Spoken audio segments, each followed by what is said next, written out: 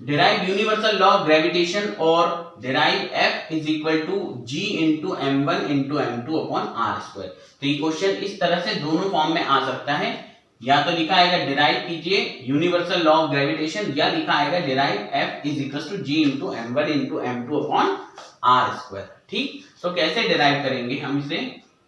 देखिए, हमने मान लिया कि दो बॉडीज हैं, let A and B are the two bodies जिनके मासेस हमने मान ली कि m1 मास का है और ये m2 मास का है। ठीक, तो m1 m2 इन दोनों के मास हो गए और इनके सेंटर्स के बीच में जो डिस्टेंस है हमने मान लिया कि वो r है।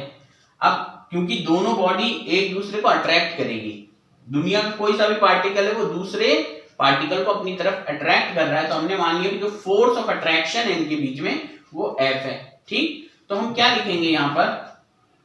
Late A and B are two bodies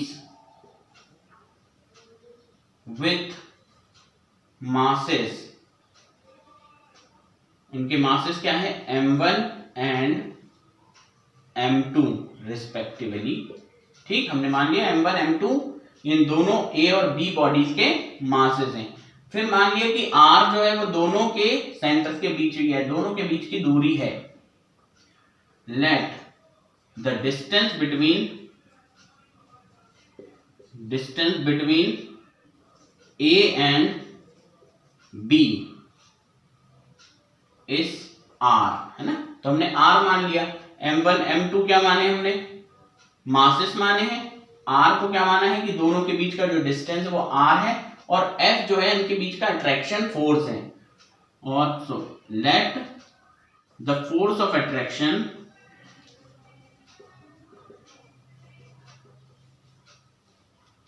between both bodies यानी A and both bodies हमने क्या मान लिया? F, B, F। ठीक, इतनी चीजें हमने मान ली। अब देखिए, जो यूनिवर्सल लॉ ऑफ ग्रेविटेशन के दो स्टेटमेंट्स हैं, तो फर्स्ट स्टेटमेंट क्या कहता है? वो ये कहता है कि दोनों के जो मासेस हैं उनके प्रोडक्ट के डायरेक्टली प्रोपोर्शनल होता है लगने वाला फोर्स। तो हम कैसे लिखेंगे? यानी पहला स्टेटमेंट कहता है कि F जो होता है it is directly proportional to m1 into m2। ठीक, उससे पहले इसे स्टेटमेंट में लिखेंगे हम, तो क्या है? The force of attraction between the two bodies is directly proportional to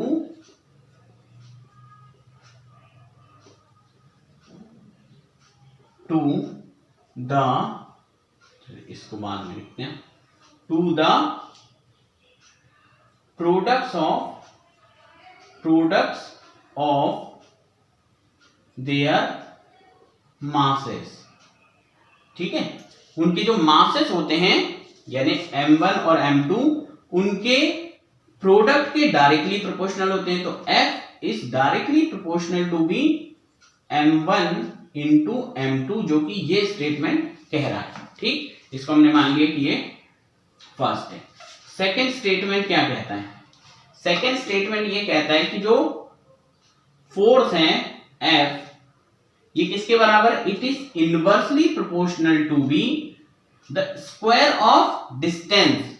जो डिस्टेंस है वो r है, तो r का स्क्वायर। ठीक, स्टेटमेंट क्या आएगा कि F यानी the force of attraction between two bodies is inversely proportional to the square of, square है r का square, square of distance between them। ठीक है, उन दोनों के बीच में जो डिस्टेंस है उनके स्क्वायर के इनवर्सली प्रोपोर्शनल फोर्स है। इसको हमने मान लिया कि ये सेकेंड है। अगर इन दोनों को एक साथ रखें तो फ्रॉम फर्स्ट एंड सेकेंड दोनों तरफ F तो है ही, same force F would be proportional to, ऊपर से मिलेगा m1 इंटू m2 और नीचे से हो जाएगा, क्योंकि जब इन दोनों को एक साथ इंटू करेंगे तो ये और ये मल्टीप्लाई करके m1 इंटू m2 अपॉन और नीचे आ जाएगा r स्क्वायर। ठीक है, अब क्या है कि जब भी प्रोपोर्शन को हटाएंगे तो कोई ना कोई कांस्टेंट तो आता ही है। तो जैसे ही हमने f बराबर किया, यानी हमने क्या हटा दिया, प्रोपोर्शन का साइन हटा दिया, तो यहां आ गया एक कांस्टेंट और बाकी m1 into m2 upon r square. लेकिन ये जो कांस्टेंट है वो कौन सा कांस्टेंट है, ग्रेविटेशनल कांस्टेंट। तो इसकी जगह हम रख देंगे ग्रेविटेशनल कांस्टेंट, जिसे कि हम g से डिनोट करते हैं। g ग्रेविटेशनल कांस्टेंट है तो f हो जाएगा g into m1 into m2 upon r square. और यही तो हमें प्रूफ करना था कि f जो है f g into m1 into m2 upon r square होता है, वेयर g इज